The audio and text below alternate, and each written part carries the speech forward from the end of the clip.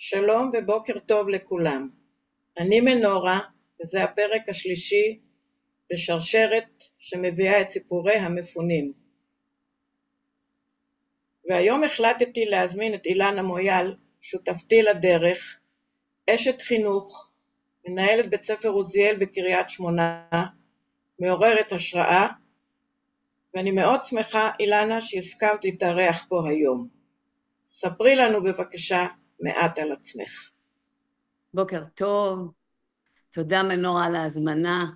אני כל כך שמחה שבאמת ניתנה לנו ההזדמנות הזו להיפגש ולספר לכולם את סיפורם של המפונים, שזה סיפור שקצת בגלל כל ההתרחשויות בארץ איכשהו נדחק לפינה, ואני מרגישה שחשוב מאוד מאוד לשים אותו על סדר היום ולספר לכולם גם את מה שעובר עלינו, לאו דווקא בצד השלילי של זה, כי אנחנו ברוך השם לקחנו את זה גם למקומות הטובים, אבל חשוב שידעו שאנחנו לא נמצאים בבית. אז כמו שהצגת אותי, אני תושבת קריית שמונה, יש לי 3 ילדים, מנהלת בית ספר עוזיאל, מרחוק השנה, כבר אוטוטו מתחילים את השנה השנייה של הלמידה מרחוק,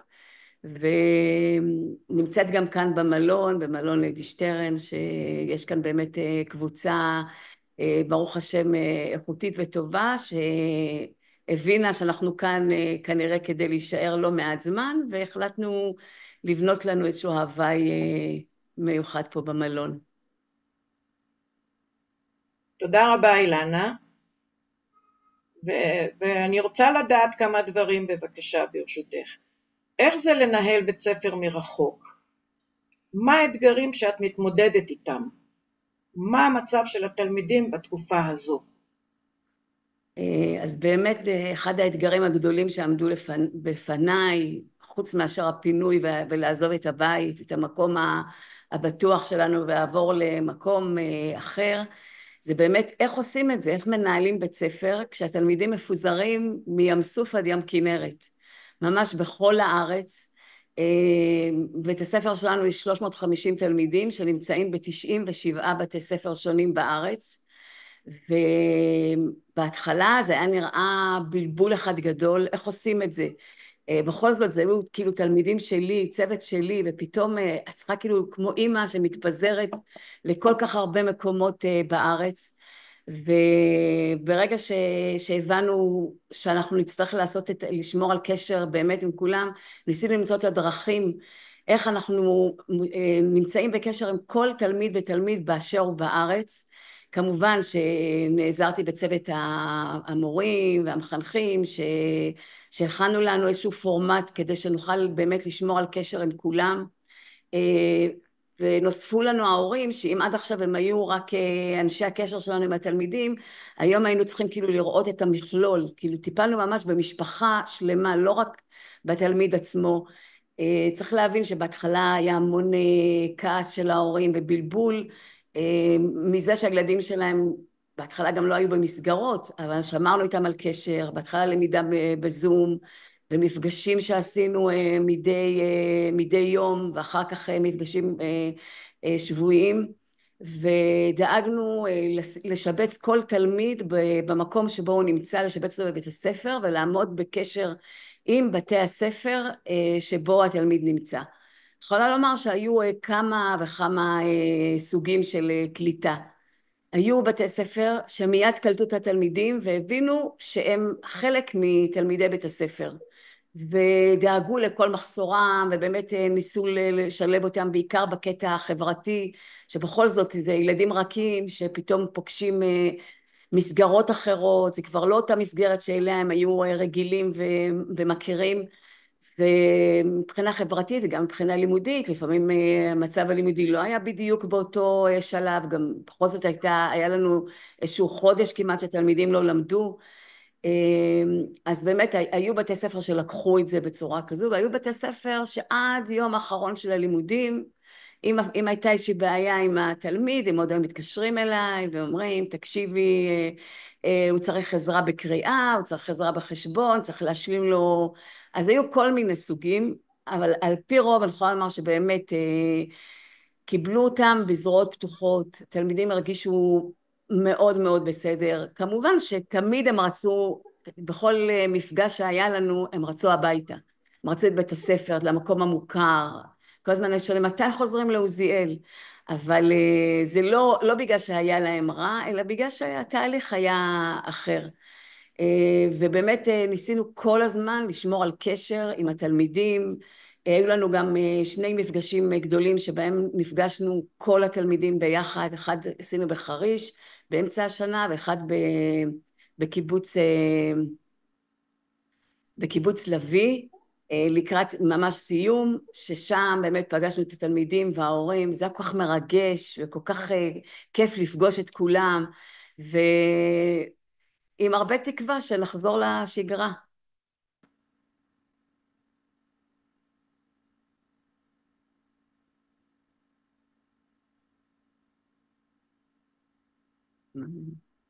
מנורה, יש עוד משהו שהיית רוצה לדעת על התלמידים? על התלמידים קיבלתי, סיפרת הכל, אבל איך זה לנהל צוות מורות מפונות? דיברנו על התלמידים, אבל לא על כן. המורות. אז זה באמת אחד האתגרים והמשימות שעמדו בפניי, זה חוץ מאשר לשבץ את התלמידים, לשבץ את המורים במסגרות שבהם, במקום שאליו הם פונו. זה לא היה קל, כי אני חושבת שאפילו למבוגרים לפעמים זה טיפה יותר קשה. יש להם יותר מדי דברים שהם מקובעים במהלך השנים, שהם צריכים כאילו להיפרד מהם. כל בית ספר יש לו את הסגנון שלו, את המדיניות שלו. חלק מהמורים, מהמנהלים גם לא יכלו לשבץ אותם מיד במערכת. חלק מהמורים פתאום הרגישו שהם לא באים לידי ביטוי, נתנו להם לעבוד מספר שעות עם תלמידים, והיו מורים בעלי תפקידים שהרגישו אפילו שלא יודעים להעריך אותם בדיוק, והיה צריך גם לתווך את השילוב של צוות המורים עם המנהלים, עם צוות בית הספר. אבל שמרנו על קשר, היינו נפגשים פעם בשבוע בזום ושומעים, כל אחד היה מספר גם חוויות, היינו עושים פעילויות הפגה כאלה, ואז באמת היינו שומעים כל פעם מישהו אחר סיפר על ההשתלבות שלו בבית הספר, ואז החלטנו להוציא מין טופס כזה שכל אחד כותב מה הוא היה רוצה לקחת מהבית ספר שבו הוא עובד, איזה דברים אנחנו כבית ספר עוזיאל יכולים ללמוד מהמקום שבו אנחנו נמצאים. זה היה משהו כזה שנורא רצינו לראות את התקופה הזו כמשהו שהוא חיובי. ברגע שאני באה עם מבט של לראות מה טוב במקום אחר, אני כבר באה בגישה טובה ומנסה לראות את הטוב. זה מאוד עזר למורים להתחבר לבית הספר, עד כדי כך שממש הם היו שותפים לאירועים שהיו שם ולשמחות ולכל בכלל חלק מבית הספר, כשתמיד תמיד המפגש בינינו היה משהו שהוא היה טוב ומזכיר לנו באמת את המשפחה הזו שנאלצנו להפריד אותה בתקופה הזו. יפה. אילנה, בעלך נמצא במילואים, ואת רוב שעות היום, רוב הימים נמצאת במלון. רחוקה מקרובי משפחה, רחוקה מכל המוכר לנו.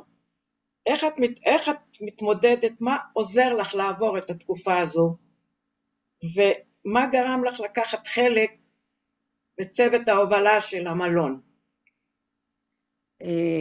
קודם כל אני אומר שבאמת איך שהגענו למלון, עוד לפני כן כאילו פנו לבעלי וביקשו שהוא יתגייס למילואים, והבנו שזה משהו שהוא הולך להיות לתקופה ארוכה.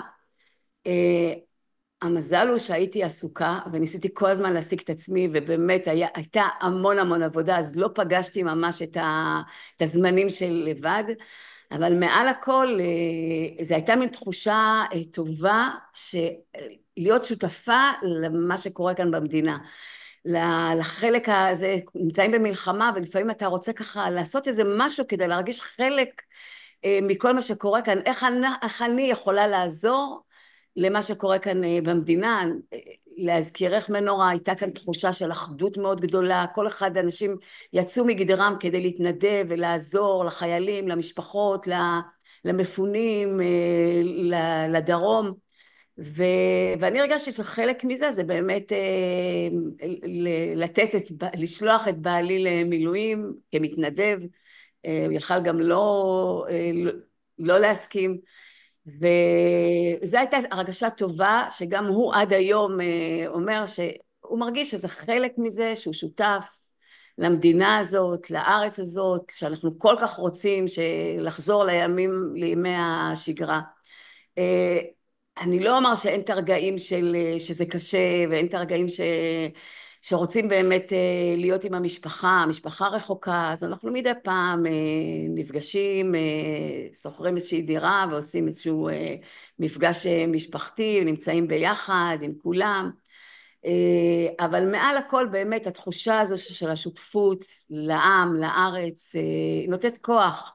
נותנת כוח באמת להמשיך ולעשות את מה שאנחנו עושים. ובעזרת השם זה רק מקדם אותנו ומקרב אותנו לימים טובים יותר. אז קודם כל, יישר כוח לבעלך שהתנדב, כמובן בתמיכתך ועזרתך. אילנה, מה המסר שלך לתלמידים ולהורים בתקופה הזו של הפינוי, שסופו עדיין לא ידוע? אני חושבת שאחת המטרות שגם אני הצבתי לעצמי, ואני חושבת שאנחנו צריכים לקחת מהמקום הזה, זה איך אנחנו צומחים מתוך המשבר הזה. מה בעצם אנחנו יכולים ללמוד, ואיזה מתנות אנחנו יכולים לקבל מהמצב הלא פשוט שאנחנו נמצאים בו. אז קודם כל, פגשנו באנשים מדהימים, שאני לא יודעת אם היינו פוגשים אותם, אם היינו נשארים במקום שלנו בקריית שמונה. נפגשנו עם עם ישראל היפה בכל גווניו, בכל מקום שהלכנו, פגשנו אנשים מדהימים שפתאום גילינו איזה עם יפה וטוב יש לנו. ואחד הדברים שכל הזמן אני מנסה לשדר גם לתלמידים וגם למורים, זה לראות את הטוב. לראות את הטוב במקום שאנחנו נמצאים. לקטר ולראות כמה קשה, לא קשה. זה דבר שמיד אנחנו יכולים להישאב אליו. אבל בואו נרוויח את המקום הזה. התלמידים זכו להכיר מקומות ובתי ספר, סגנונות, שהם לא בטוח היו פוגשים אותם, הם היו ממשיכים בשגרה. אנחנו גם כאנשים פגשנו גם אנשים, גם מקומות, גם הכרנו סוג אחר של חיים בארץ. אנחנו מכירים את קריית שמונה, ועל פי רוב, פה, שם, השתלמויות, מקומות לא ממש חוויה של מקום. נחשפנו לכל כך הרבה דברים, למרות שזה לא מתוך בחירה, למרות שזה מתוך אילוץ, לא תמיד במקום הכי טוב וחיובי, אבל בואו נראה את הדברים האלה, בואו נראה את הטוב, ונראה איך אנחנו יכולים דווקא לצמוח מהמקום הזה. אני חושבת שגילינו בעצמנו, כל אחד, באיזה תחום שהוא, גילינו כוחות שלולא האתגר הזה שעמד בפנינו, אני לא בטוחה שהיינו מגלים אותם בימים כתיקונם. וזו מתנה, זו מתנה שאנחנו צריכים לקחת אותה עם כל הקושי, לקחת ולדעת שכנראה יש בתוכנו כוחות גדולים וטובים, שאנחנו יכולים באמת לקחת אותם למקום טוב, שחלק מזה זה למשל מנורה, מה שגם את עושה, ומה שאני שותפה אליו, צוות של המלון שהחליט, הגענו למלון והבנו שאנחנו צריכים לקיים איזשהו שגרה במקום הזה, אנחנו לא איזשהם אורחים שבאים אנונימיים לכמה ימים, יושבים, אוכלים את הארוחה שלנו אולי במשותף עם אנשים שאנחנו לא מכירים.